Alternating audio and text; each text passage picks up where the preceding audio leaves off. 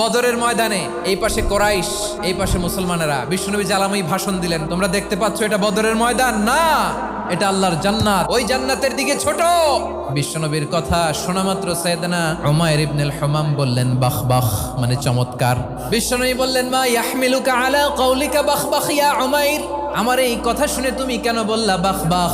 ইয়া রাসূলুল্লাহ, আপনার এই কথা শুনে আমি বড্ড খুশি হয়েছি, আর আমি প্রত্যাশা করছি আমি যদি ওই জান্নাতের মালিক হতে পারি তাহলে কতই না ভালো হতো। সুবহানাল্লাহ বলেন। বিশ্বনবী বললেন উমাইর আনতা মিন আহলিহা, তুমি ওই জান্নাতের অধিবাসী, তুমি জান্নাতি। উমাইর চিন্তা করলেন আমি জান্নাতি, নবীর মুখ দিয়ে যখন বেরোইছে ওই জান্নাতে তো আমার ঢুকতেই হবে, কিন্তু হাতে 3টা খেজুর খেয়ে যদি জিহাদের ময়দানে যাই তাহলে জান্নাতে যেতে তো দেরি হয়ে যাবে।